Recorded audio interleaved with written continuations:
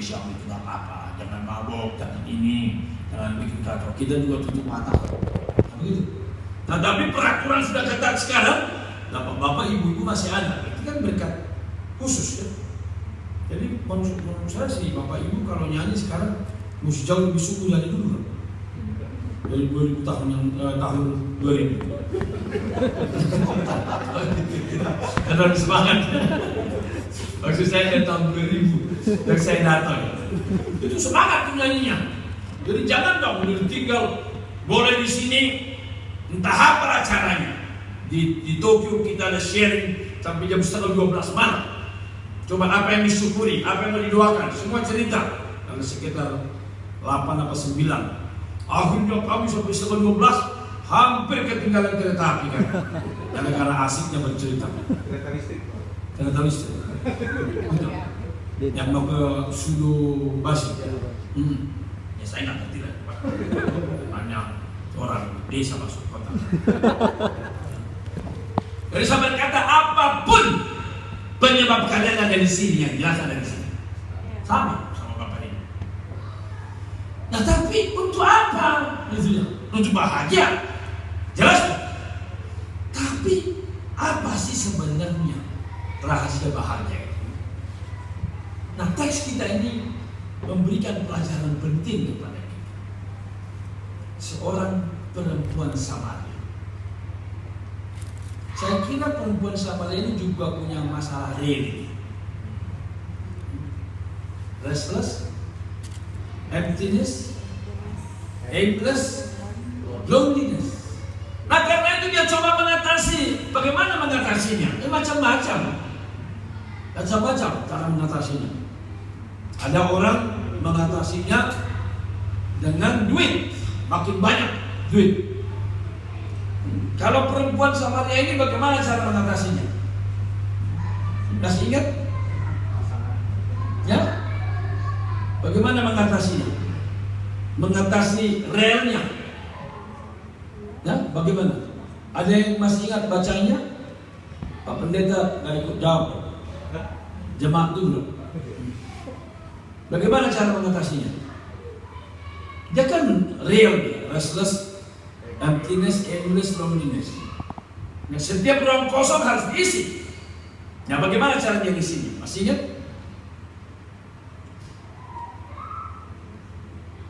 Gonta-ganti pasangan. Memang kita tidak baca tadi itu untuk menghemat waktu. Coba kita lihat ayat yang ke-15. Ketika dikatakan barang siapa minum air ini akan haus lagi. Ayat 15, mari kita baca ke bawah satu yang kata perempuan itu kepadanya, Tuhan berikanlah aku air itu supaya aku tidak haus dan tidak usah datang lagi sini untuk menimba air. Kata Yesus kepadanya, pergilah panggillah suamimu dan datanglah ke sini. Kata perempuan itu, aku tidak punya suami. Kata Yesus kepadanya, tepat katamu bahwa engkau tidak punya suami, sebab engkau sudah punya berapa?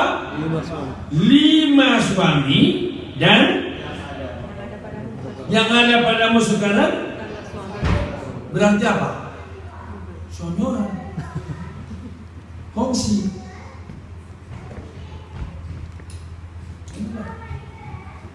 Ini terjadi di abad pertama. Terjadi nggak sekarang? Terjadi juga. Orang hatinya kosong mencoba mencari dengan gonta-ganti pasangan. Ini kayaknya ini Elizabeth Taylor abad pertama. Elizabeth Taylor juga suaminya gonta-ganti kan? Ini. Dan sampai sekarang ada banyak orang begini. Mungkin baca itu dari partai PKS ya. PKS. Siapa yang namanya itu? Siapa itu ketuanya itu? Yang semua cewek-cewek cantik dibelinya itu. Iya, nggak tahu beritanya ke Jepang ini. Tahu. Lupa ya. Apa namanya? Presiden PKS dia. Ya presiden PKS. Apa ya? Lutfi. Lutfi. Lutfi. Itu pokoknya ada sini. Begitu kita disiarkan di TV, kita lihat, wah. Lihat lagi, wah. Dunia ganti-ganti. Jadi banyak orang seperti ini. Nah, saya khawatir ada juga di antara orang Indonesia di Jepang seperti ini. Capek-capek cari duit, capek-capek kumpul duit, habis gitu-gituan. Untuk apa? Cari bahagia. Ada juga orang berkata, tidak mau gitu-gituan. Mendingan saya cari duit sebanyak-banyaknya, tabung sebanyak-banyaknya. Artinya apa? Makin banyak uangku, pastilah aku makin bahagia. Tapi saya harus berkata, firman Tuhan berkata enggak juga. Saya tidak anti duit ya, jangan nanti Bapak Ibu pikir saya, Bapak ini munafik kah? Kita jauh-jauh ke Jepang ini, kalau sama aja income-nya, buat apa kita jauh-jauh balik-baliknya? Tapi saya berkata bukan cuma saya. Yang mau saya katakan, silakan kita bekerja mati-matian, ya, dengan halal, dapat uang, syukuri, tabung. Tadi saya berkata sama Bapak ya, Pak Diki ya, Pak Herman, Ketua Majelis ya. Dan saya berkata tadi loh, tabung udah banyak dong sama Bapak. Cuma saya mau mengatakan apa? Bukan di situ rahasia kebahagiaan. Bukan saya berkata, itu Alkitab. Salah satu orang yang paling kaya di Alkitab siapa? Salomo. Jadi, apa katanya? Pengkhotbah 5, coba kita baca. Pengkhotbah pasal 5 ayat 9. Coba Pengkhotbah pasal 5 ayat 9. Jadi saya mau malam ini kita teliti memperhatikan firman Tuhan. Pengkhotbah pasal 5 itu halaman 732 Alkitab saya, kalau sama. Kalau ponsel nggak ada halamannya itu kan.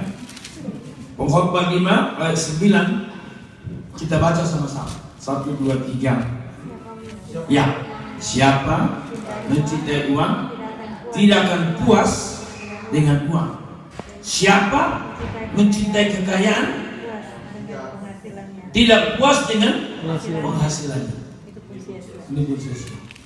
Coba dibaca lagi. Semua kaum ibu bacakan dulu untuk kaum bapak. 1, 2, ya. Siapa mencintai uang tidak akan puas dengan uang, dan siapa mencintai kekayaan tidak akan puas dengan penghasilannya. Ini pun sia-sia. Itu dia. Kaum ibu sudah membaca untuk kaum bapak. Sekarang jangan diam. Sebab ada juga ibu yang matre kan. Sekarang kaum bapak membaca untuk kaum ibu. 1, 2, ya. Siapa mencintai uang tidak akan puas dengan uang, dan siapa mencintai kekayaan tidak akan puas dengan penghasilan. Ya, itu sudah. Saya pernah dengar lagu begini. Saya tidak tahu Bapak Ibu pernah dengar ya lagu ini. Apa artinya hidup ini tanpa Yesus kau miliki? Apa artinya kekayaan ini tanpa Yesus kau miliki? Bila nanti tiba saatnya kita dipanggil olehnya, maka semua yang kita miliki takkan berarti. Ada lagi lagunya lebih lucu dan ngeledek. Betul. Saya dapat ini dari istri saya kalau nggak salah. Waktu kami pacaran diajarin saya. Saya nggak tahu kenapa diajarin saya lagu begitu aja. Lagunya begini. Apa artinya hidup kalau hanya bernafas dan jantung yang masih berdenyut, kalau tiada bahagia? Apa artinya hidup kalau hanya berharta, limpah makan dan limpah pakai kalau nanti binasa? Betul kan? Pikirkan dalam hatimu, carilah kebenaran.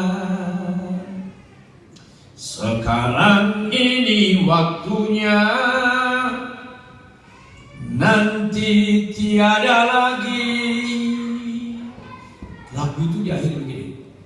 Dengarlah hai kawanku, aku sudah miliki hidup dan kebahagiaan kekal di dalam Tuhan Yesus. Asik ya? Mama masih ingat? Masih ya? Saya tidak tahu siapa penciptanya. Dan selain itu gak pernah aku dengar lagu itu. Tapi saya suka, karena benar Alkitabiah. Saya baca terusnya, ayat yang ke-10. Dengan bertambahnya harta, bertambah pula orang-orang yang menghabiskannya. Dan apakah keuntungan pemiliknya selain daripada melihatnya? Enak tidurnya orang yang bekerja, baik ia makan sedikit maupun banyak. Tetapi kekenyangan orang kaya sekali-kali tidak membiarkan dia tidur. Kasihan kan? Ada kemalangan yang menyedihkan kulihat di bawah matahari.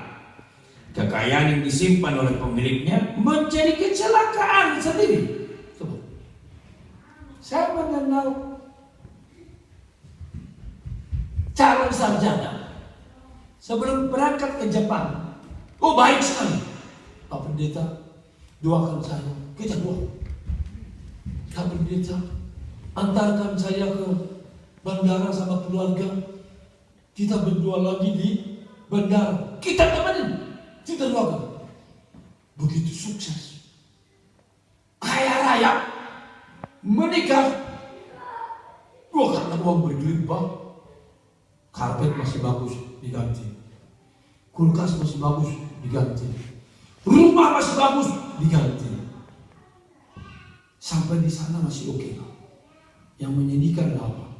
Istri masih bagus diganti juga. Saya sendiri. Saya gak bercanda. Jadi saya melihat tidak sedikit orang lebih bahagia ketika hidup sederhana. Tapi sekali lagi jangan disalahkan saya. Saya tidak anti uang sekali lagi. Saya tidak anti uang. Karena apa? Saya bikin STT formulir.